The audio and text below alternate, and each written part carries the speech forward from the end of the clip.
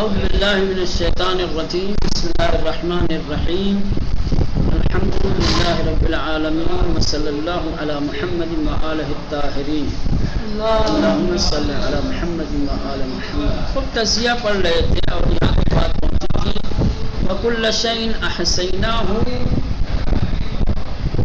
وَكُلَّ شَيْءٍ أَحْصَيْنَاهُ. ٹھیک احسینہ تک پہنچے تھے. احسینہ یعنی ہم نے ثبت کیا، ہم نے ضبط کیا، ہم نے لکھا. فعل ماضی اسباب افعال. ٹھیک. احصیت و احسینہ جمع متکلم کا صیغہ ہے فعل ماضی باب افعال سے، اور یہ فعل متعدی ہے اور متعدی ایک مفعولی ہے. کتاب نوشتن، نوشتے لکھنا یا لکھی ہوئی چیز. کتاب کا مطلب ہوتا ہے یا تو مصدر لکھنا یا اس میں مفعول نوشتے جو چیز لکھی ہوئی. در اصل مصدر است، کہہ رہے ہیں کہ یہ اصل میں مصدر ہے. اما در بسیاری از موارد بمعنی اسم مفعول یعنی مکتوب نوشتے شدہ بکار نہیں ربط. لیکن کہہ رہے ہیں کہ اکثر موارد میں، اکثر مقامات پر، اکثر جگہوں پر اس میں مفعولی کا معنی دیتا ہے، اس میں مفعول کا معنی دیتا ہے. کتاب یعنی مکتوب ہے مصدر، لیکن اکثر جگہوں پر اس میں مفعول کا معنی یعنی مکتوب لکھی ہوئی اس میں استعمال ہوتا ہے. اس کے بعد ذوقو، ذوقو بچشید یعنی چکھو. فعل امر الثلاثی مجرد ذاق یذوقو. ذوقو فعل امر ہے، دوسرا صیغہ ہے جمع حاضر کا. جمع کا صیغہ ہے ثلاثی مجرد ہے اور یہ ذاق یذوقو سے ہے، متعدی ہے اور ایک مفعول کی طرح متعدی ہوتا ہے. پھر فا آتا ہے. پھر اس کے بعد لن نزید، لن نزید ہرگز نمی افزائیں یعنی ہم ہرگز نہیں بڑھائیں گے، ہرگز ہم زیادہ نہیں کریں گے. فعل مضارع منفی، نزید فعل مضارع ہے، لن کے ذریعے سے منفی ہے اور اسی لن کی وجہ سے منصوب ہوا ہے. اور یہ ثلاثی مجرد ہے زیادہ یزیدوں سے. یہ فعل دو متعدی ہے، دو مفعول کی طرح متعدی ہوتا ہے. یہ فعل متعدی ہے، دو مفعولی ہے. بے معنی افزون کردن، اس کا معنی ہے زیادہ کرنا. البتہ بصورت لازم افزون شدن ہم استعمال میں شبہ کریں کہ یہ فعل اس میں لازم میں بھی یہ ہے، فعل لازم میں بھی، فعل لازم کی صورت میں بھی یعنی افزون شدن زیادہ ہونے کے معنی میں بھی استعمال ہوتا ہے.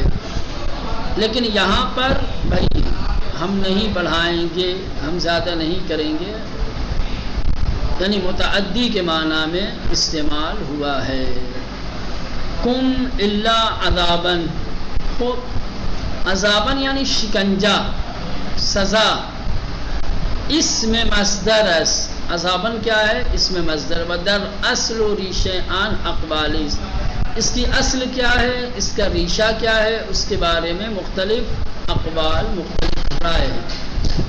یہ کی از معانی عزب کی مصدر عذب یعذب و اسمن کردن است. کہہ رہے ہیں کہ عذاب کا ایک معنی جس کا مصدر عذب یعذب ہے، منع کرنے کے معنی میں ہے. و عذاب اس میں مصدر آنس، اور عذاب اسی مصدر عذب یعذب کا اس میں مصدر ہے. یا ان کے اس میں مصدر اس برائے تعذیب، یا یہ کہ مصدر تعذیب کا اس میں مصدر ہے، عذاب اور شکنجہ دینا. یہ ہو گئی تجزیہ. اب ترکیب واو حرف کذبو فعل و فاعل، بے آیات جار و مجرور متعلق بے کذبو. نا در محل جر مضاف الیہ، کذابہ مفعول مطلق برائے کذبو. اب یہ جملے کذبو در محل رفع، کیوں محل رفع میں ہے؟ عطف بر جملے کانو، کیونکہ جملہ کانو پر عطف ہے اور ان کی خبر ہے. برخی نیز واو در صدر ان آیرہ حالیہ گرفتار. بعض لوگوں نے، بعض علماء نے اس آیت کے ابتدا میں جو واو ہے اسے عاطفہ نہیں بلکہ حالیہ مانا ہے. کہا کہ واو باب عاطفہ نہیں ہے بلکہ باب حالیہ ہے. اور ظاہر سی بات ہے جب اس واو کو باب حالیہ مان لیں گے تو جملہ محل نصب میں ہو جائے گا.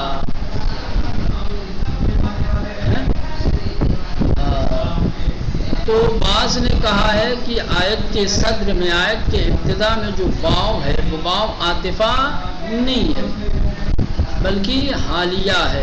وَإِن جملے را در محل نصب میدان، اور اس جملے کو وَكَذَّبُوا بِآيَاتِنَا كِذَّابًا، اس جملے کو محل نصب میں جانتے ہیں بنا بر حالیت، حال ہونے کی بنیاد پر.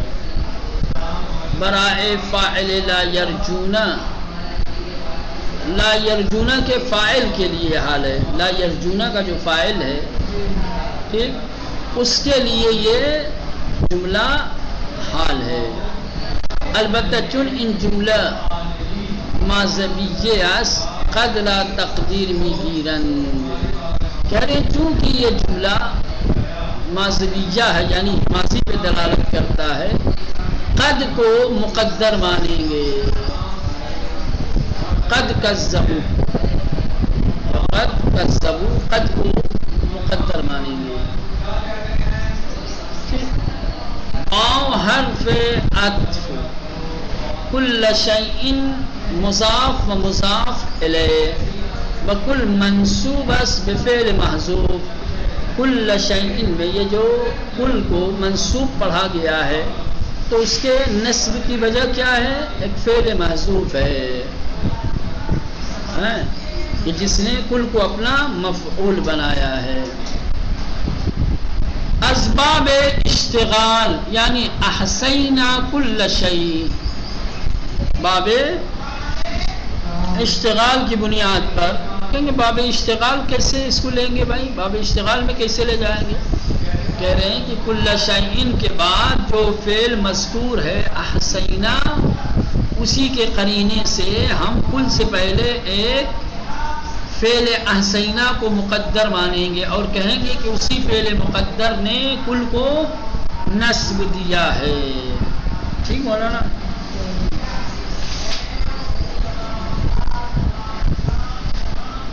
چلے احسینا کل شیء گویا اس طریقے سے تھا. احسینا ہو فعل و فاعل مفعول، احسی فعل نا فاعل اور ہو کیا ہے اس میں مفعول. ان جملہ مفسرہ، یہ جملہ کیا ہے؟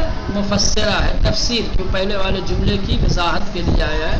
وہ محل از اعراب نہ دارا، جملے مفسرہ کا بھی کوئی محل اعراب نہیں ہوتا ہے. کتابن یا مفعول مطلق برائے احسینا، کہہ رہے کتابن یا مفعول مطلق ہے فعل احسینا کے لیے. زیرا کتابت وحسا در معنی حفظ نمودن و ضبط نمودن با یک دیگر مشترکن، کہہ رہے کہ کیونکہ کتابت اور احسا یہ حفاظت کرنے میں اور ضبط کرنے کے معنی میں ایک دوسرے کے مشترک ہیں، یعنی دونوں ایک ہی معنی رکھتے ہیں. جو معنی کتابت کا ہے وہی معنی احسا کا ہے. کتابت کا بھی مطلب ہوتا ہے ضبط کرنا، محفوظ کرنا، اور احسینہ کا معنی بھی، لہذا معنی کتابت اور معنی حفظ و ضبط میں یہ دونوں کلمے مشترک ہیں. تو یہ مفعول مطلق ہو جائے گا. لفظ بدلا ہوا ہے لیکن معنی چونکہ ایک ہی ہے. مفعول مطلق ضروری نہیں ہے کہ مفعول مطلق میں جو کلمہ مفعول مطلق واقع ہوا ہو وہ لفظاً بھی اسی مصدر کی شکل میں ہے یا وہی مصدر کی تکرار ہوئی ہو، ہے نا. فعل کا بھی ہوتا ہے نا مفعول مطلق دو طریقے کا، یا تو ابتدا میں جو فعل واقع ہوا ہے اسی کا مصدر واقع ہوتا ہے مفعول مطلق، یا اس کے معنی میں. تو یہاں معنی میں لیا گیا ہے. آپ کہیں گے کہ کیسے مفعول مطلق ہو جائے گا؟ ایک احسینہ ہے ایک کتابن ہے، کہا کہ چونکہ معنی دونوں کا ایک ہے، معنی میں مشترک ہیں، لہٰذا کیا ہے کتابہ کو احسینہ کا مفعول مطلق قرار دیا جا سکتا ہے. یہ ایک احتمال ہے. دوسرا احتمال یہ ہے کہ حال ہے، کتابن حال ہے. کیونکہ حال کس کے لیے؟ کہ احسینہ میں جو ضمیر مفعولی ہے اس کے لیے، کیونکہ حال یا تو فاعل کی حیت بیان کرنے کے لیے آتا ہے یا مفعول کی.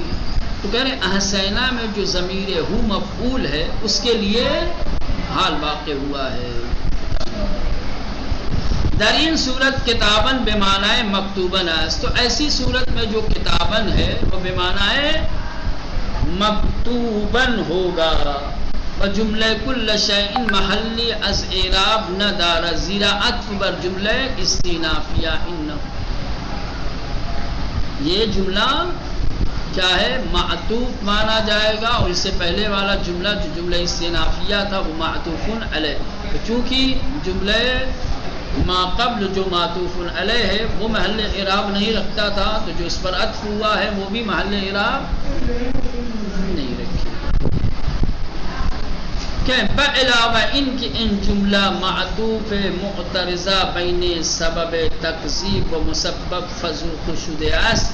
کہ اس کے علاوہ کہ یہ جملہ معطوفہ معترضہ ہے اور تکذیب جو سبب ہے اور فذوقو کی جو مسبب ہے، ان دونوں کے درمیان واقع ہوا ہے.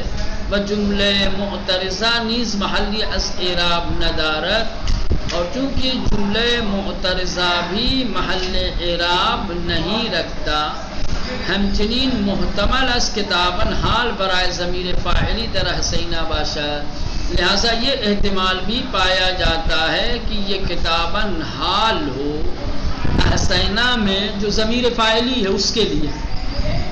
ابھی تک تو حسینہ میں جو ضمیر مفعولی تھی اس کے لیے حال قرار دے رہے تھے، لیکن اب احسینہ میں جو ضمیر فاعلی ہے نا اس کے لیے حال قرار دے رہے ہیں. تو ایسی صورت میں جب احسینہ میں جو ضمیر فاعلی ہے اس کا حال قرار دیں گے تو کتاب بمعنی اسم فاعل یعنی کاتبین کا معنی دے گا.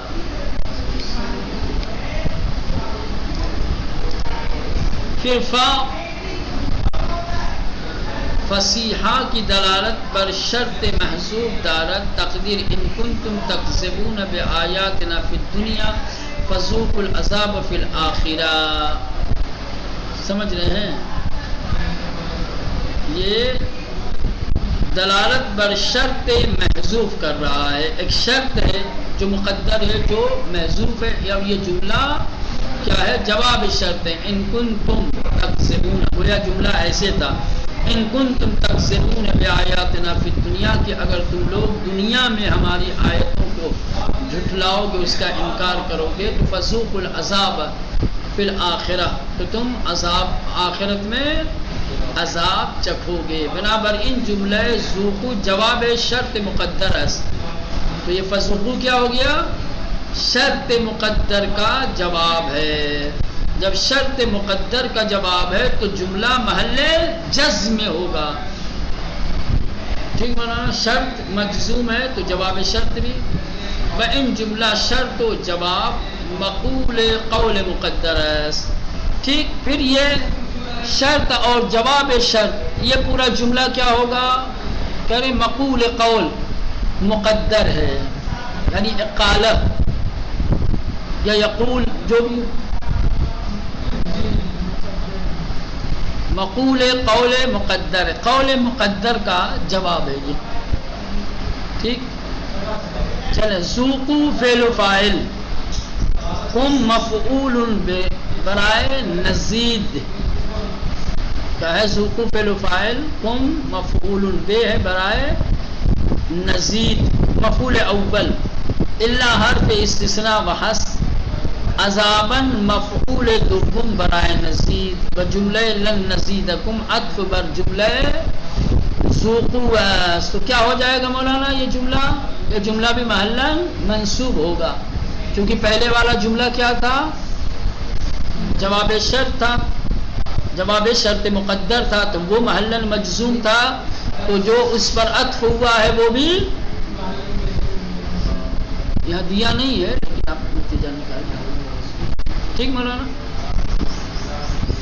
چلیں اب پھر نئی آیتوں کا آغاز ہو رہا ہے، نئی آیتیں آ رہی ہیں، آیتوں کی تلاوت کر لیتے ہیں، تسلیت چھوڑ دیں گے.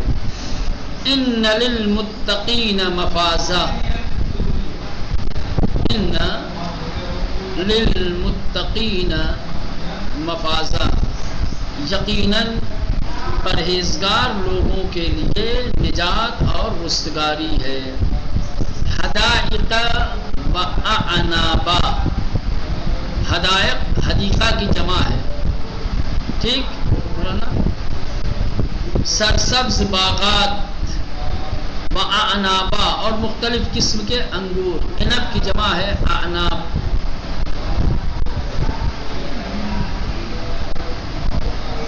ٹھیک مولانا. وکواعب اترابا، وکواعب، کواعب کوعب کی جمع ہے حوریں. کیا ہے؟ حوریں جو بالکل جوان ہوں گی. اترابا ہم سن سال، یعنی یہ صاحبان تقوی اور پرہیزگار لوگوں کے لیے جو نعمتیں ہیں وہاں پر ان کا ذکر کیا جا رہا ہے کہ کیا کیا ہو. کامیابی اور رستگاری پرہیزگار لوگوں کے لیے ہے، ٹھیک. ان کے لیے سرسبز و باغات ہوں گے، مختلف قسم کے انگور ہوں گے، جوان اور خوبصورت ہمسن و سال حوریں ہوں گی.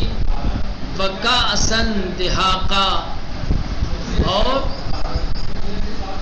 جام سے بھرے ہوئے پیالے ہوں گے. لا یسمعون فیہا لغوا ولا کذابا، وہاں پر کسی طریقے کی کوئی بےہودہ اور لغو بات نہیں سنیں گے اور نہیں کوئی جھوٹ سنیں گے. جزاء من ربک، تمہارے رب کی جانب سے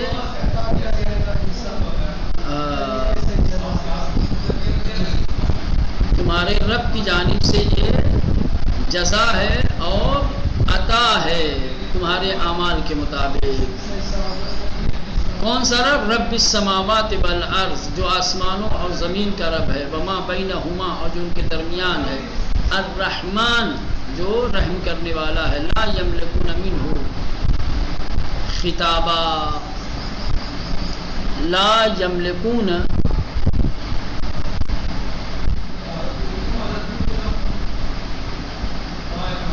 کسی کو حق نہیں ہے، کسی کو اختیار نہیں ہے کہ وہ اللہ کی اجازت کے بغیر زبان کھولے، کوئی بات کہے، کسی کی شفاعت کرے. ٹھیک مولانا.